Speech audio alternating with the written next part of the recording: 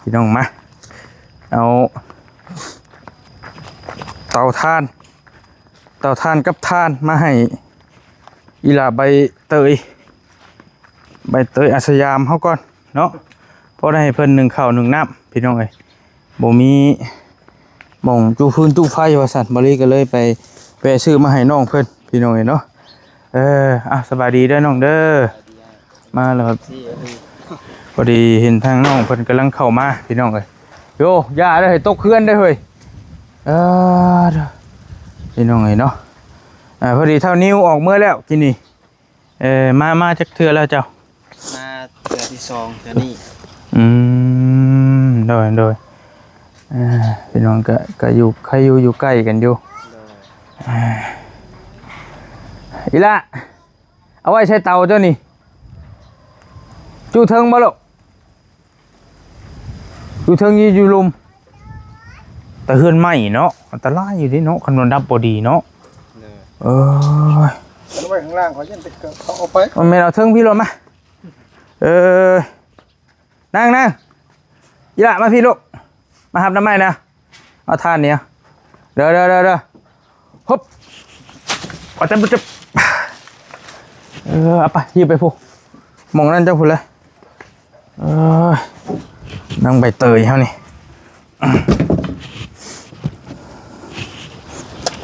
เป็นได้มันคือบ่มีหม่องจุแจะพื้นไฟนี่จุใช่ฮะไปในได้บ่ปอควันได้เนาะแล้วจูหันก็ได้ดอกอยู่นี่บ่ยากจังภาษาอยู่คนเดียวนะเฮ็ดยังเอาไปก่อนความหมายว่ามันลมหั่นน่ะลูกบ่เป็นหยังคันเอาใส่ทานน่ะได้อยู่บ่ได้อยู่บ่ยากปานใดดอกเหมือนของอ้ายบ่แท้ตัวนี้เอาเลยซื้อมาให้อยู่อันนี้ก็ของเจ้ามีอยู่เนาะล่ะเนาะของเจ้าบ่ตัวนี้เอ้าบ่อยู่นี่ซะแต่ซื้อมาให้น้องเพิ่นใหม่อยู่พี่น้องเนี่ยขนาดที่นี่นะพี่น้องขนาดมีกระดาษทิชชู่แล้วมีน้ำมันพืชน่ะง่ายอยู่เอาแบบควันๆเลยบ่แล้วก็ขีดใส่แล้วคิดไว้อยู่เจ้าสิจุเนี่ยได้บัดจุเป็นอยู่บ่กินแล้วบ่เข้าบ่อยากเข้า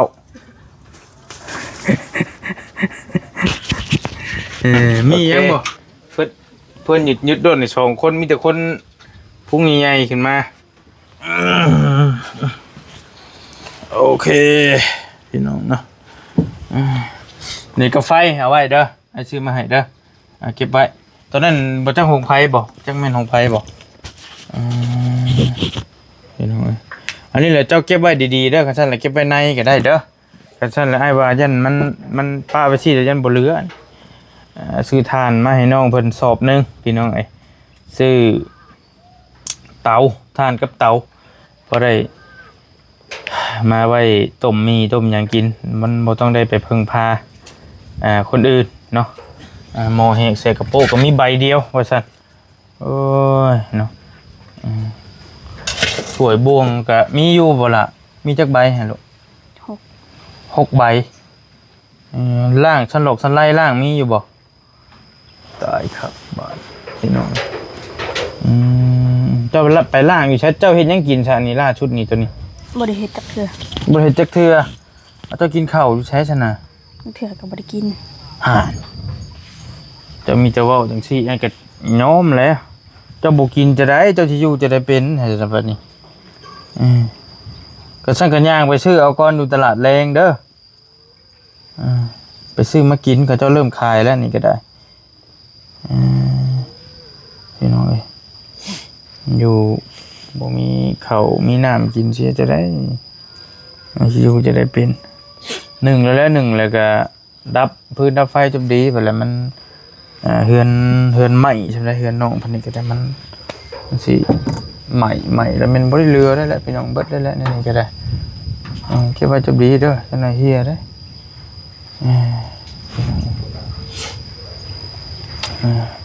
อาบน้ำอาบในนะจะอาบจักเทื่อมื้อนึงมื้อเช้านี่อาบแล้วบ่อาบอยู่ไสเฮือนห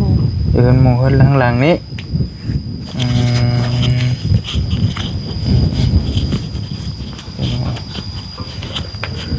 คืออีหละเพิ่นนี่ก็หลายคนก็ว่าญาติน้องเพิ่นเป็นโรคซึมเศร้าสิเป็นปฏิทินตัวเดนบ่ฉันเพราะว่าอยู่คนเดียวมันบ่มีคนเหลียวแลเนาะแต่ว่า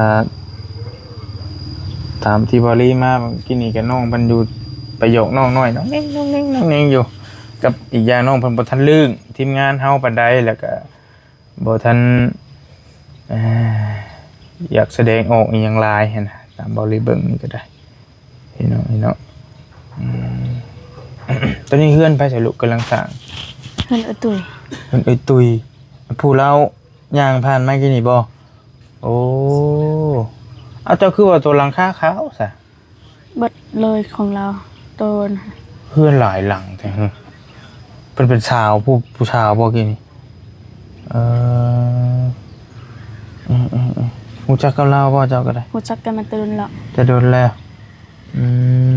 เราก็ดีน้ำเจ้าอยู่ที่ ดี ไปหาอยู่บ่ไปลิ้นไปลิ้น เขา ไป บ่ค่อยไปเลินน้ำเรา คือบ่ไปลิ้นน้ำนะส่วนหลายจะไปลิ้นน้ำไผ เห็นคนใกล้ๆมัน มีแต่เฮือนหลังนี่ล่ะไปเนาะส่วนหลายเนาะพอที่ชุดทำหมักแต่คนน้อย จะมาคนน้อย เมื่อบ่สิเมื่อเลี้ยงลูกง่ายไปอาชีจ้างไปบ่ มาคนน้อยแบบใดมาเด็กน้อยบ่เป็นหยังจะมาคนน้อย พอมีคนน้อยให้มันอุ่นใจ ฮะว้าวไปเลยว่าให้อ้ายงงแล้วบัดนี้ พอแบบมันม่วน พอหมักเลี้ยงเป็นเด็กน้อย มีคนน้อยแล้วมันอุ่นใจ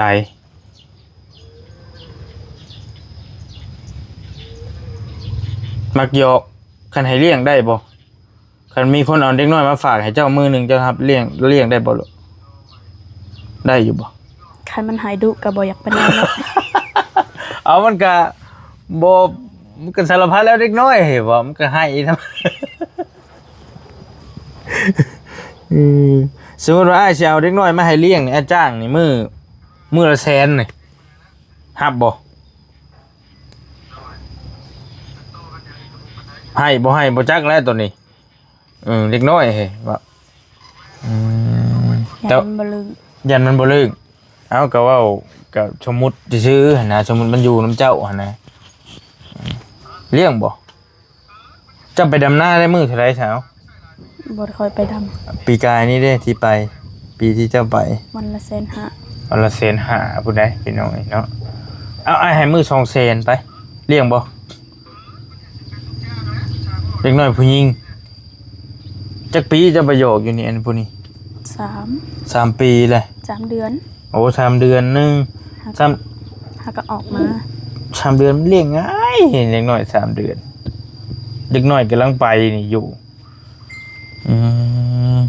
เป็นคนมักเด็กน้อยเห็นไหมมักเลี้ยงเด็กน้อยเนาะ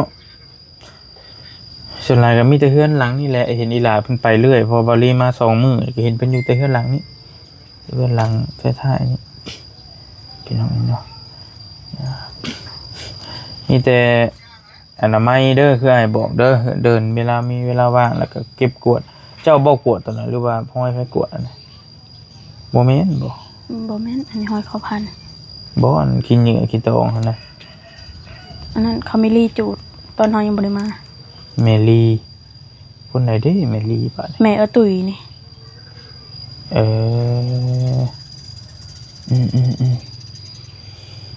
ตอนนี้เฮือนสาวตุยว่าซั่นคักกะลิสื่อแล้วก็ได้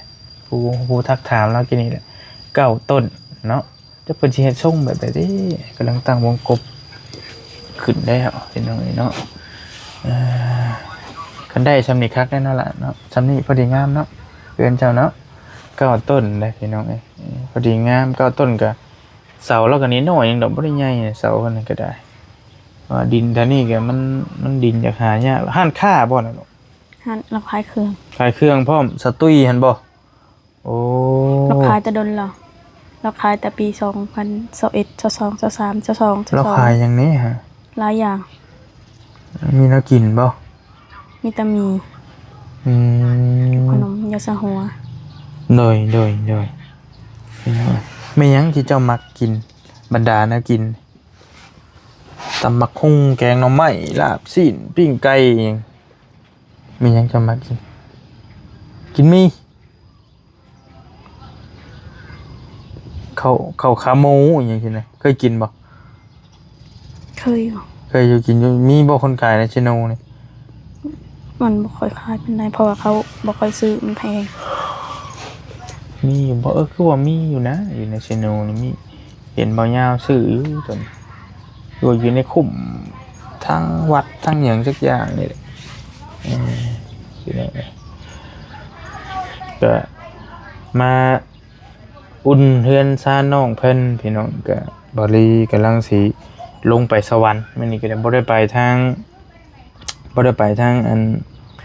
พลานบ่ได้ไปหาน้องพรมื้อนี้ก็ซื้อเตาซื้อหยังเข้ามาให้น้องเพิ่นอีกรอบนึงแล้วก็ลงซื้อหลอดไฟมาต่อให้เพราะว่ามันน้องเพิ่นนี่ก็บ่มีดอกฟืนดอกไฟมีดอกเดียวเขาเจ้าก็ลักไปซ้ำมันก็อยู่ยากอยู่เนาะเครื่องเฮือนเครื่องครัวเครื่องหยังก็แทบจะยังบ่จักมีปานใดเพราะว่าน้องเพิ่นหาก็ย้ายมาอยู่เนาะพี่น้องเนาะก็สิฮ้อนๆแน่คือว่าหั่นแหละอยู่ยามมื้อคืนก็ได้ยามมื้อแลงนี่ก็จักไผสิมาก่อมากวนอีกก็บ่จักนำตัวนี้ก็ได้เพราะว่าอยู่คนเดียวก็สารพัดแล้วเมื่อกี้นี้ก็บ่รีถ่ายคลิปอยู่ก็มีหมู่ปัญญางมาเด็กๆน้อยๆก็มากวนว้าว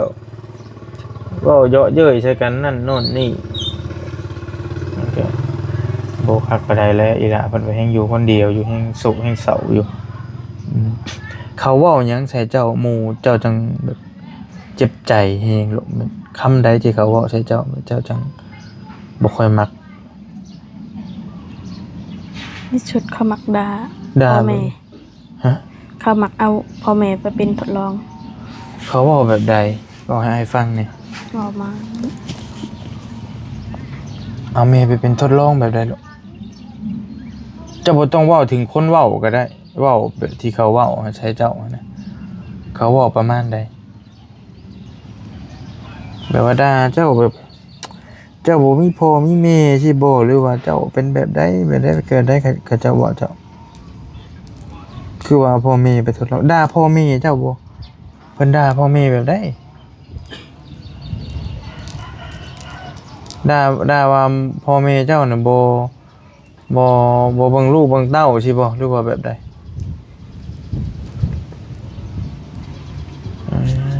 เพราะว่าได้ยินน้องเพิ่นเว้านำบอลีกับทีมงานก็เว้านำอยู่มื้อนี้เพิ่นว่าน้องเพิ่นว่าอันกีฬาเพิ่นนี้แบบมีความแค้นมีความทุกข์ในใจว่าซั่นซะอาจสิว่าไปอีกแบบหนึงก็ได้จักคนที่มักเว้าใส่เจ้า หลายบ่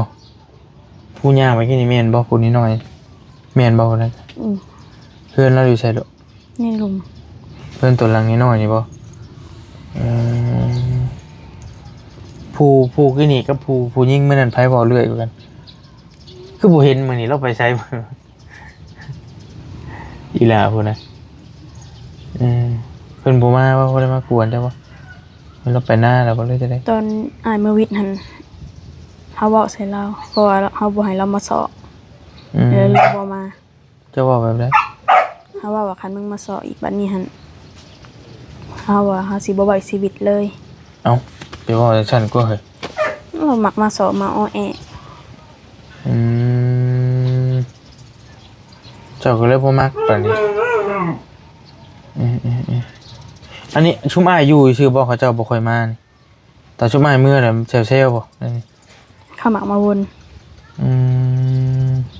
มาบ่นแล้วก็มักมาเว้าใส่เจ้าจังซั่นจังซี่บ่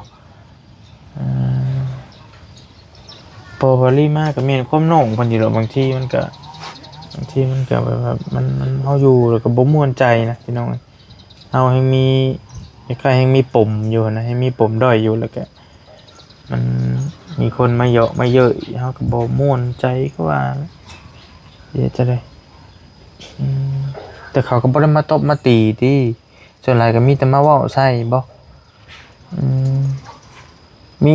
อ้ายเอาหยังมาให้สิก็มีคนมาเขามาขอนํเจ้าบ่ มีแต่หูมาเว้าใส่เฮามื้อนั้นแหละตอนเฮาเว้าใส่มื้อนั้น โดย มื้อน่ะหันตอนนั้นหันเฮาเพ้อ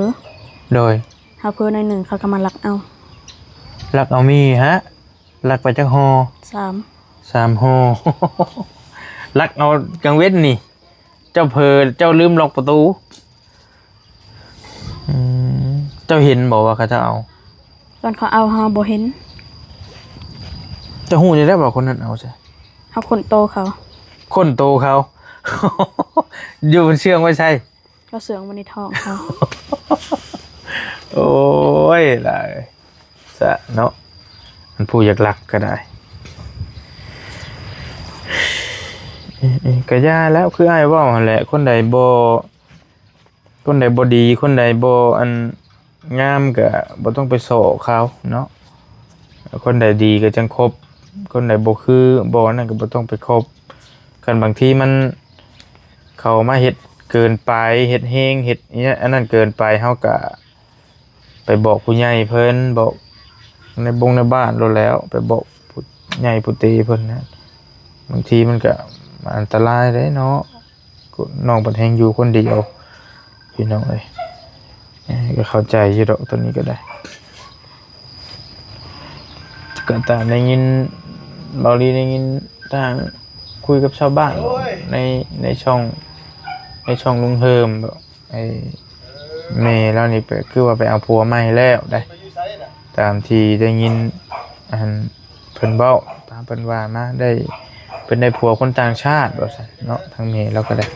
บ่ฮู้ว่าเพิ่นมีลูกมีเต้านำกันละบ่หรือว่าจังใดตัวนี้ก็ได้เนาะแต่ว่าอีหลานี่บ่จักบ่รู้ว่าพ่อฮู้นี่ได้ยินข่าวอยู่บ่ฮู้ว่าแม่แล้วนั่งเบิ่งคลิปทีมงานชุมเฮาอยู่บ่จักตอนนี้ก็ได้เนาะแต่ว่าผู้อ้ายเจ้าหันก็เพิ่นพ่อฮู้อยู่บ่ว่าข่าวพ่อแม่เจ้าอยู่ไสแบบใดจังใด อ้ายเฮาฮู้เบิดว่าแม่เฮาอยู่ไส เออเดี๋ยวผู้ใดเห็น ปะดอน อยู่ไสกันล่ะ นี่ใกล้ๆหลังดินนี่หลังใหญ่กว่าหมู่ หลังใหญ่กูโมพี่น้องก็ย่าแล้วบ่เป็นหยังอดเอาเด้อนางเด้อนี่หยังก็ซุ่มอ้ายหั่นบ่ได้มาแนวอื่นนี่คือบ่าวๆมาแต่ละคนนั่นแหละเพิ่นเจตนาเพิ่นอยากมาซอยเจ้าหั่นแหละเด้อเพิ่นถามหยังก็ตอบเพิ่นไปจับดีเฮาบ่จักเฮาบ่ฮู้ตัวใดฮู้ก็ตอบตัวใดบ่ฮู้ก็บ่ตอบก็เว้านำเพิ่นไปส่วนหมู่ก็ชวนหมู่ชวนอ้ายชุมอ้ายก็ชุมอ้ายบางทียันว่าเจ้าอยากให้หมู่พวกมาเลยแยกบ่ถูกเลยก็อันนั้นอยากให้ก็อดเอาหมู่น่ะแต่ชุมอ้ายมาก็เว้านำเพิ่นจบดีเพราะว่าอ้ายถ่ายคลิปเป็นคนเห็นเบิดได้ทั่วโลกเพิ่นเบิ่งอยู่เพิ่นก็กระบาปเจ้าหลายเห็นเจ้าอยู่คนเดียวแล้วก็ได้ผู้ใหญ่ใจบุญเพิ่นก็ได้อ้ายเจ้านั่นฮู้เนาะแม่เจ้าอยู่ไสเนาะลูกเนาะแต่เจ้ามาเนี่ยเราก็ยังบ่ได้มาหาบ่จักซ้ำนะบ่อ้ายก็บ่จักซ้ำว่าเจ้าอยู่นี่เพิ่นบ่ทันมีเมียบ่ โอ้โห บ่จักซ้ำบ่เห็นกันจักปีแหละเฮิงเติบเพิ่นว่ากับอ้ายแล้วนี่เด้ออ้ายถามคำถามเก่ากินนี่ถามน้ำช่องลุงหืมแหละถามแม่เจ้าเบิ่งอยู่นี่เจ้าอยากฝากบอกเพิ่นว่าจังไดอีก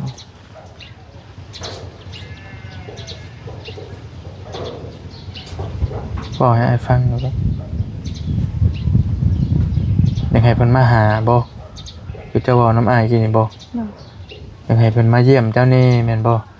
หรือว่าตอนนั้นแกโทรมาหาน้องเพิ่นนี่น้องเพิ่นอยากเห็นพี่น้องเอ้ยคือแม่เจ้านี่บ่มีโอกาสได้เลี้ยงเจ้าเลยแม่นบ่ตั้งแต่4ปีเนาะเพิ่นเห็นเพิ่นสิจักเจ้าอยู่บ่ไอ้บ่ ยังบ่จักบ่จื้อช่ำดอกชนหลายผู้ใหญ่ผู้เตเพิ่นเว้านี่เพิ่นคนบริเวณรอบข้างเพิ่นว่าเจ้านี่คือพ่อหรือคือมีเพิ่นเว้าอยู่บ่คือพ่อหรือคือมี ชุดเขาว่าคือพ่อ คือพ่อเป็นนิสัยค่ะคือแม่ นิสัยให้คือแม่ นิสัยคือแม่แบบใดแสดงว่าแม่เจ้าก็บ่เป็นคนบ่มักเว้าบ่ลูกบ่ค่อยมักปากปานใดพังว่าแสดงว่าพ่อเจ้าก็คนตุ้ยๆคืออ้ายนี่บางชง เห็นเนาะตุ้ยคืออ้ายคือลุงเฮิมนี้แต่แม่เจ้าสิจ้อยอ้ายเบิ่งชงบางทีจะจ้อยนี่เพราะว่าเราได้ผัวต่างชาติส่วนใหญ่คนได้ผัวต่างชาตินี่คนหุ่นดีๆเนาะพี่น้องคนหุ่นจะจ้อยว่าซั่นซะขออนุญาตเด้อเด้อเนาะถ้าเบิ่งน้องเพิ่นอยู่ก็ติดต่อมาหาแน่โทรมาหาบอลลี่ก็ได้น้องเพิ่นอยากเว้านำอยากให้แม่มาเยี่ยมแน่ว่าซั่นเนาะมาเยี่ยมมายามน้องแน่บ่ฮู้จะอยู่ไสหม่องใดใจใดแล้วตอนนี้ก็ได้ตอนมีแต่อ้ายสิไปเวียกก่อนเด้อแล้วถ้าเว้าน้ำอ้ายเพิ่นเด้ออ้ายเพิ่นพัดชัยเพิ่นมาหาไผมาก็ย่าแล้วเว้าน้ำเพิ่นจับดีเด้อนางเด้อเพิ่นมาซอยเจ้าหั่นแหละส่วนหมู่นั่นเขาสิเว้าในใดก็ช่างเขาดอกนะ แต่จูนี่หันเขาบ่ค่อยเว้าอยู่ไกลมาวังนี้อันนี้ย่างไปนี้โดยเขาบ่มักเว้าเขาบ่มักเว้ามีแต่เขาถามเรื่องดีตามเรื่องดีนี่คนใดดีก็เว้านำแต่จูนี่หันดีตลอดเจ้าก็ใหญ่แล้วเจ้าก็เบิ่งเอาคนใดดีคนใดบ่ดีก็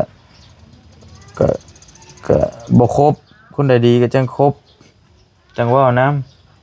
ำคนใดบ่ดีก็บ่ต้องไปสนใจนะพี่น้องเนาะไปเอาละบอลลี่ก็สิขอตัวเดินทางลงไปเวียกอยู่สวรรค์ก่อนมื้อนี้ก็ได้บ่ได้ขึ้นไปหาทางนางพรเพิ่นเพราะว่าทางมันก็ค่อนข้างเข้าไปลำบากเฮ้พี่น้องรถบอลลี่ลำบากหัวก็สิหักเพิ่นแหละมีแต่ให้สองหนุ่มเพิ่นนั่นแหละเพิ่นอยู่อยู่เซบ่ว่าปล่อยว่าอยู่เซแหละอยู่พารานไซเนาะบ่าวตูนกับบ่าวยาวเพิ่นนอนอยู่พุ่นเมื่อคืนให้เพิ่นไปดำเนินการกับประสานงานหากันมีหยังก็ได้ให้เพิ่นเบิ่งนั่นแหละเพราะว่าก็ยังบ่ทันมีหยังหลายหรอกมีแต่ตอนนี้มีแต่สร้างเพิ่นไปกบไม้ไว้ซื่อๆเมื่อวานเนี่ยบอลลี่ก็ขึ้นไปแล้วก็มาซอยชูน้องเพิ่นมาถามเรื่องมาถามในบ้านเลยแหละมื้อนี้มาถามในบ้านแล้วก็ได้มาคุยกับชาวบ้านชาวช่องแถวนี้ก็ได้คุยกับจ้างแจ้งแล้วเพราะว่าที่ดินนี่เป็นของน้องเพิ่นแล้วก็น้องเพิ่นก็ลำบากอีหลีมาอยู่นี้ก็คือเห็นนี่แหละพี่น้องเนาะไปแนวใดก็จังว่าการฝากน้องใบเตยเฮาในเด้อพี่น้องบอลลี่สิขอตัวไปเวียบไปงานอยู่สวรรค์ก่อนแนวใดก็จังว่ากันเด้อพี่น้องเด้อฝากน้องเพิ่นแน่อยู่ดีมีเฮงพี่น้องสบายดีมาเอาไม้ง่ายก่อนฝากก็เด้อบัดนี้เด้อโอเค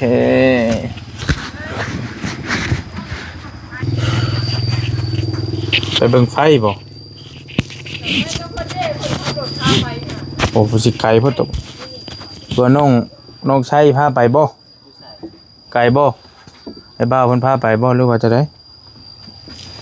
อยู่ใช้นางบอกเพิ่นดิไปจักคน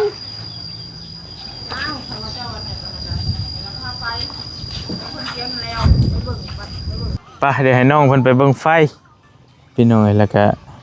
จังว่ากันเพราะว่าไฟมันขาดไฟช็อตว่าซั่นอยู่ซิโนเดี๋ยวจะไปเฮิงเด้อล่ะเด้ออ้ายเพิ่นท่าอยู่เฮือน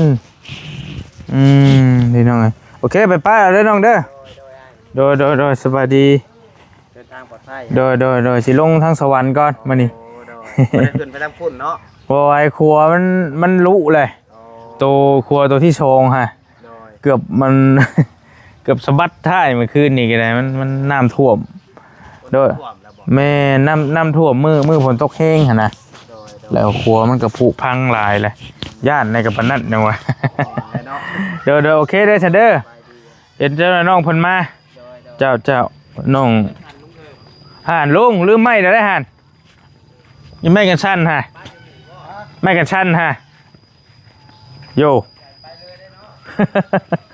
ป้าวอลี่ขอตัวเดินทางจบคลิปปิดคลิปไปเพียงสำนีก่อนมาซอยน้องใบเตยใบตองเขานี่แหละเป็นกะอยู่คนเดียวดายว่าสันน้องเป็นกะเป็นคนคึมบ่ค่อยมักปากมักเว้านะตัวตึงว่าซั่นซะตัวตึงบ้านไส้สมบูรณ์ วอลลี่มักว่าหยอกน้องเพิ่นเป็นน้องตัวตึงมือตึงแน่มือหย่อนแน่ ไปแล้วจังว่ากันอยู่ดีมีแฮงฝากน้องเพิ่นเด้อพี่น้องบ๊ายบายเจอกันใหม่โดย